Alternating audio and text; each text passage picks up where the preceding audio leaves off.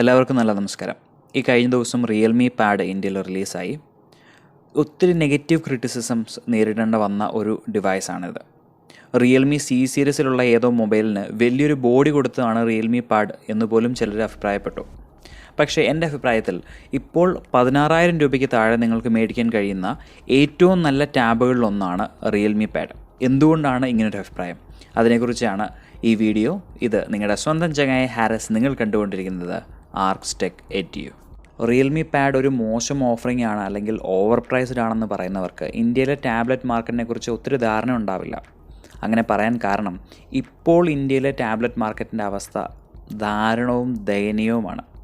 ഇതെത്ര ദുരന്തമാണെന്ന് വളരെ ഷോർട്ടായിട്ട് നമുക്ക് നോക്കാം. ഇപ്പോൾ നമ്മൾ റിയൽമി പാഡിനെ കുറിച്ചാണല്ലോ പറയുന്നത്. അപ്പോൾ അണ്ടർ 16Kയിൽ ഇപ്പോൾ അവൈലബിൾ ആയിട്ടുള്ള ഡിവൈസുകളും അതിൻ്റെ ചിപ്സെറ്റുകളും നോക്കാം. ഇപ്പോൾ 16,000 രൂപയ്ക്ക് താഴെ നിങ്ങളൊരു നല്ല ടാബ്ലറ്റ് എടുക്കാൻ നോക്കുകയാണ്. അപ്പോൾ നിങ്ങൾക്ക് പ്രധാനമായിട്ടും കിട്ടുന്ന ഓഫറിങ്ങുകൾ സാംസങ്ങിൻ്റെ അടുത്തുനിന്നും ലെനോവോയുടെ അടുത്തുനിന്നുമാണ്. ഇപ്പോൾ സാംസങ്ങിൻ്റെ A7 ലൈറ്റ് എന്ന് പറയുന്ന ഒരു പ്രൊഡക്റ്റാണ് ഇപ്പോൾ ചൂടപ്പം പോലെ വിറ്റുകൊണ്ടിരുന്നത് ഇതുവരെ. അപ്പോൾ ഈ ഡിവൈസിൽ വരുന്ന പ്രൊസസ്സർ ഏതാണെന്ന് നിങ്ങൾക്കറിയാമോ? മീഡിയടെക്കിൻ്റെ P22T എന്ന് പറയുന്ന ഒരു ഒക്ടാകോർ പ്രൊസസ്സറാണ് വരുന്നത്. P22T മോശം പ്രൊസസ്സറൊന്നുമല്ല, പക്ഷേ ഒരു 6,000-7,000 രൂപയ്ക്ക് വരുന്ന ഒരു സ്മാർട്ട് ഫോണിൽ വരുന്ന അതേ ചിപ്സെറ്റാണ്. ഇനി അടുത്ത ലെനോവോയിലോട്ട് വരാം. ഇവിടെ സ്ഥിതി ദാരുണമാണ്. ലെനോവോ ടാബ് M10 വരുന്ന പ്രൊസസ്സർ ഏതാണെന്ന് അറിയാമോ? കോൾകോം സ്നാപ്ഡ്രാഗൺ 429 ക്വാഡ് കോർ പ്രൊസസ്സറാണ്. ഇനി M8 എന്ന് പറയുന്ന ലെനോവോയുടെ മോഡലിൽ വരുന്നത് മീഡിയടെക് ഹീലിയോ A22, അതും 4 കോറുകളുള്ള ഒരു ക്വാഡ് കോർ പ്രൊസസ്സറാണ്. മിനിമം എൻട്രി ലെവലാണ്. ഇനി ഇതിൻ്റെ പ്രൈസ് നോക്കിയാൽ 12,500. അപ്പോൾ ഒരു 12,500, 13,500, 14,000, 16,000 അടുത്ത് വരെ പോകുന്ന പ്രൊഡക്റ്റുകളിലെ പ്രൊസസ്സറുകളുടെ കാര്യം മാത്രമാണ് ഞാൻ പറഞ്ഞത്. ബാക്കിയുള്ള സ്പെക്കുകളുടെ കാര്യം ഞാൻ എടുത്ത് വിശദീകരിക്കുന്നില്ലെന്ന് മാത്രം. അതും അത്ര നല്ലതൊന്നുമല്ല ഈ സ്പെക് ഷീറ്റിൻ്റെ കാര്യത്തിൽ നിങ്ങൾ നോക്കുകയാണെങ്കിൽ. അപ്പോൾ ഈ മാർക്കറ്റിലോട്ടാണ് ഒരു പ്രൊഡക്റ്റ് ഒക്ടാകോർ പ്രൊസസ്സർ, അതും മീഡിയടെക് G80 വരുന്നത്. ദോഷമൊന്നും പറയാനില്ല. അതുപോലെ തന്നെ നല്ല ഡിസ്പ്ലേ, നല്ല ബിൽഡ് ക്വാളിറ്റി ഉണ്ട്, 7200 mAh ബാറ്ററി ഉണ്ട്, ഫാസ്റ്റ് ചാർജർ ഇൻബോക്സ് പ്രൊവൈഡ് ചെയ്യുന്നുണ്ട്. തീർച്ചയായിട്ടും ഈ ഒരു ബഡ്ജറ്റിൽ നല്ല ഒരു കോളിളക്കം സൃഷ്ടിക്കാനായിട്ട് റിയൽമി പാഡിന് സാധിക്കും.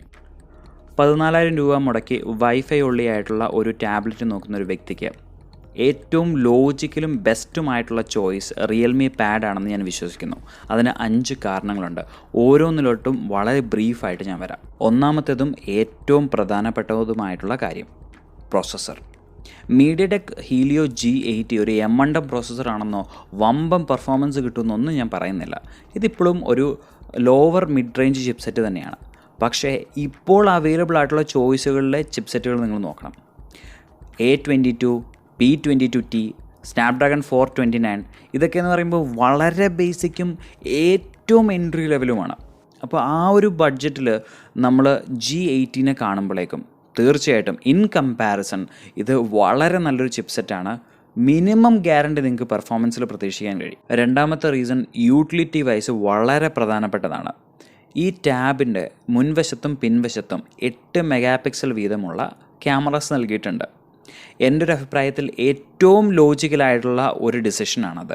കാരണം സാംസങ്ങിന് പോലും ഇതുവരെ കത്താത്ത ഒരു സംഗതിയാണ്. ഇവർക്ക് മനസ്സിലാവാഞ്ഞിട്ടാണോ എന്ന് എനിക്കറിയില്ല. സാംസങ് ഒക്കെ ഇപ്പോഴും പിൻവശത്ത് 5 മെഗാപിക്സൽ ക്യാമറയും മുൻവശത്ത് 2 മെഗാപിക്സൽ ക്യാമറയാണ് കൊടുത്തിരിക്കുന്നത്. ഒരു ടാബിന് അതെന്തുകൊണ്ട് സെറ്റാവുമെന്ന് മനസ്സിലാവുന്നില്ല. ഒരു മൊബൈലാണെങ്കിൽ യെസ് സമ്മതിക്കാം, പിൻവശത്തെ ക്യാമറയ്ക്കാണ് ഏറ്റവും റെസൊല്യൂഷൻ വരേണ്ടത്. പക്ഷേ ഒരു ടാബ് പ്രൊഡക്ടിവിറ്റിക്കാണ് ഉപയോഗിക്കുന്നത്, യൂട്ടിലിറ്റിക്കാണ് ഉപയോഗിക്കുന്നത്. അതൊരു സ്പെഷ്യൽ ടൂളാണ്. പലരും ടാബ് ഉപയോഗിച്ചുകൊണ്ട് ബിസിനസ് മീറ്റിങ്ങുകൾ കൂടാറുണ്ട്, അല്ലെങ്കിൽ സ്റ്റുഡൻസിനൊക്കെ ആണെങ്കിൽ അവർക്ക് ക്ലാസ്സുകൾ കൂടാറുണ്ട്. അപ്പോൾ മുൻവശത്തെ ക്യാമറയ്ക്കാണ് ഏറ്റവും റെസൊല്യൂഷൻ വേണ്ടത് ശരിക്കും പറഞ്ഞാൽ. ടാബിൻ്റെ പിൻവശത്തെ ക്യാമറ കേവലം ഡോക്യുമെൻറ്റ്സ് സ്കാൻ ചെയ്യാൻ അല്ലെങ്കിൽ എന്തെങ്കിലും ഒരു സംഗതി ജസ്റ്റ് ഫോട്ടോ എടുക്കാനായിരിക്കും ഉപയോഗിക്കുന്നത്. ടാബിൻ്റെ പിൻവശത്തെ ക്യാമറ വെച്ച് ഫോട്ടോ എടുത്തുകൊണ്ട് നടക്കുന്ന എത്ര പേരെ നിങ്ങൾക്കറിയാം? അപ്പോൾ ഇവിടെ വളരെ ലോജിക്കലായിട്ടുള്ള ഒരു ഡിസിഷനാണ് റിയൽമി എടുത്തിരിക്കുന്നത്. എൻ്റെ അഭിപ്രായത്തിൽ വളരെ നല്ലൊരു സംഗതി. ഈ ഡിവൈസിനൊരു ലോജിക്കൽ ചോയ്സ് ആക്കുന്ന മൂന്നാമത്തെ റീസൺ ഈ ഡിവൈസിൻ്റെ ബാറ്ററി കപ്പാസിറ്റിയും ചാർജിങ് കേപ്പബിലിറ്റീസുമാണ്. 7100 mAh ബാറ്ററി റിയൽമി പാഡിനുണ്ട്. അതിൻ്റെ ഒപ്പം 18 വാട്ട് ഫാസ്റ്റ് ചാർജറും ബണ്ടിൽ ചെയ്തിട്ടുണ്ട്. ഒരു നല്ല ലോജിക്കലായിട്ടുള്ളൊരു കോമ്പിനേഷനാണ്. കാരണം ഇപ്പോഴും ഈ ബഡ്ജറ്റിൽ പല മാനുഫാക്ചേഴ്സും എക്സ്പെഷ്യലി ലെനോവോ 10 വാട്ട് ചാർജർ തന്നെയാണ് ബണ്ടിൽ ചെയ്യുന്നത്. അവസ്ഥ നിങ്ങൾ ഓർത്ത് നോക്കണം. 5000 ചില്ലുവാനം ബാറ്ററി ഈ ടാബുകൾക്കെല്ലാം ഉണ്ട്.